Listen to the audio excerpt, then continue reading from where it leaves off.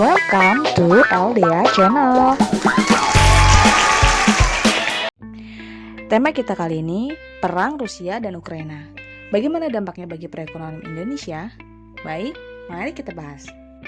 Sejak 24 Februari 2022, Presiden Vladimir Putin mengumumkan operasi militer secara resmi, menjadikan Rusia benar-benar menyerang Ukraina. Sebelumnya, hubungan Rusia dan Ukraina sudah memanas sejak 2014. Kala itu, muncul revolusi menentang supremasi Rusia. Kerusuhan bahkan sempat terjadi sebelum berdamai di 2015 dengan kesepakatan Minsk. Rusia memang gusar pada banyaknya kehadiran NATO di Eropa Timur. Putin mengajukan tuntutan keamanan yang terperinci kepada Barat. Salah satu poinnya meminta NATO menghentikan semua aktivitas militer di Eropa Timur dan Ukraina. Rusia meminta aliansi tersebut untuk tidak pernah menerima Ukraina atau negara-negara bekas Soviet lainnya sebagai anggota. Alasan Putin mengumumkan operasi militer di Ukraina demi membela separatis di timur negeri itu. Isu serangan Rusia ke Ukraina sudah bergulir sejak November 2021. Sebuah citra satelit menunjukkan penumpukan baru pasukan Rusia di perbatasan dengan Ukraina. Namun Rusia saat itu menyangkal hal tersebut. Intelijen Estonia, negara NATO di Eropa Timur, tetap memberi peringatan. Serangan mungkin akan dilakukan secara terbatas menggunakan kelompok milisi di Donbas, Ukraina Timur yang memberontak ke pemerintah dan selama ini disokong Rusia. Puncaknya adalah invasi pada 24 Februari 2022 lalu. Sejak diumumkan operasi militer, secara resmi ledakan terjadi di sejumlah kota di Ukraina termasuk Kiev, Odessa, Kharkiv, dan Mariupol. Dalam perekonomian dunia, Rusia menempati posisi yang cukup penting. Bidang ekspor Rusia adalah negara eksportir kedua terbesar untuk minyak mentah. Andil Rusia terhadap minyak dunia cukup besar, yakni sebesar 11%. Rusia mampu menghasilkan minyak mentah sebesar 10,5 juta barel per harinya pada 2020. Untuk ekspor batu bara, Rusia menempati nomor 3 terbesar di dunia, nomor 1 di gandum, dan nomor 7 dalam hal gas alam cair LNG. Sementara Ukraina adalah eksportir seed oil terbesar dunia. Untuk jagung, ekspor Ukraina menempati posisi keempat dan gandum ada di posisi kelima. Adanya efek globalisasi perang yang terjadi antara Rusia dan Ukraina turut berdampak kepada Indonesia. Potensi dampak perang tersebut terhadap Indonesia khususnya terkait dengan harga dan ketersediaan beberapa komoditas penting. Di antaranya adalah yang pertama, penurunan pasar modal. Arus modal asing hengkang dari pasar keuangan dalam negeri atau net outflow karena mereka mencari instrumen yang dirasa lebih aman atau safe haven. Sejak konflik memanas, arus modal asing keluar dari pasar surat berharga negara sekitar 30 triliun dan sekitar 4 triliun di pasar saham. Hengkangnya asing dari pasar SBN ini didorong oleh peningkatan imbal hasil obligasi Amerika Serikat atau US Treasury yang bahkan hingga berada di posisi hampir 2,1%. Hal ini langsung direspon oleh pemerintah dengan penyesuaian imbal hasil SBN sehingga yield SBN berada di kisaran 6,7%. Di sisi lain, adanya investor domestik yang kuat dan dukungan asuransi serta dana pensiun yang kencang masuk ke pasar SBN. Berharap tidak terjadi dampak secara signifikan terhadap pasar modal Indonesia.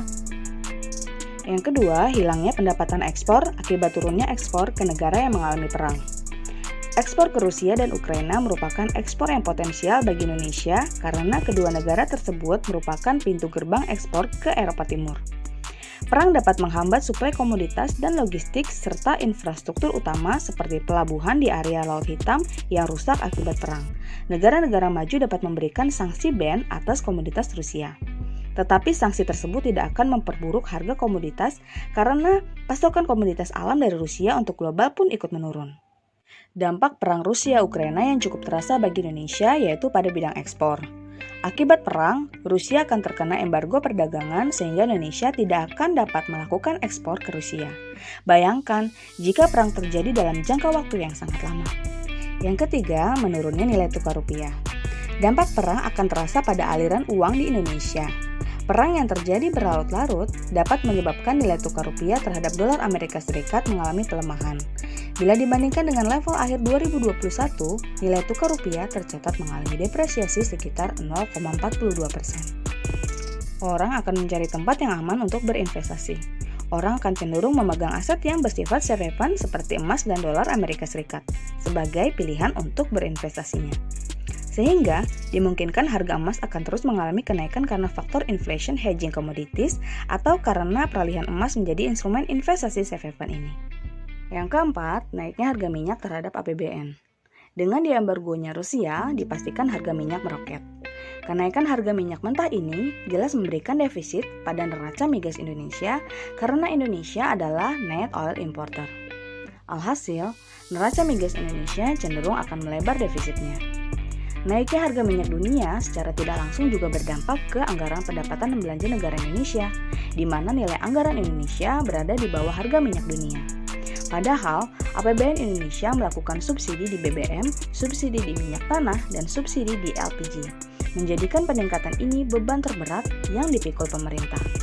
Yang kelima, kenaikan komoditas impor terutama gandum dan pupuk. Komoditas gandum mengalami kenaikan karena impor gandum Indonesia terbilang tinggi, di mana menurut data Badan Pusat Statistik, Ukraina berada di urutan pertama sebagai pengimpor gandum di Indonesia. Data Badan Pusat Statistik menunjukkan Ukraina memasok 2,96 juta ton gandum atau setara dengan 27% dari total 10,29 juta ton yang diimpor Indonesia pada tahun 2020.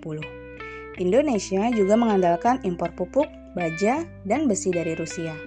Proporsi impor pupuk sendiri sekitar 15% dari total impor pupuk Indonesia. Artinya, jika pada akhirnya terjadi gangguan pada pasokan global akibat konflik kedua negara tersebut, maka dapat mengganggu suplai dari berbagai komoditas yang dapat berpengaruh terhadap industri pertanian serta makanan dan minuman. Kita ketahui, jika harga BBM naik atau bahan baku pupuk dan gandum naik, tentunya berujung pada dampak inflasi domestik yang pada akhirnya juga akan berdampak kepada terganggunya daya beli masyarakat, khususnya yang berpenghasilan rendah.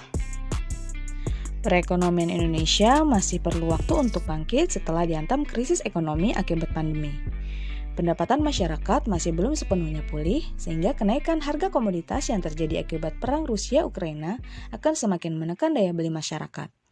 Indonesia masih membutuhkan mekanisme antisipasif untuk menyetabilkan kondisi yang masih unpredictable karena konflik ini. Kita berharap saja intervensi pemerintah dapat berjalan supaya dampak dari konflik di Indonesia tidak seburuk dampaknya di luar negeri. Semoga video ini bermanfaat ya.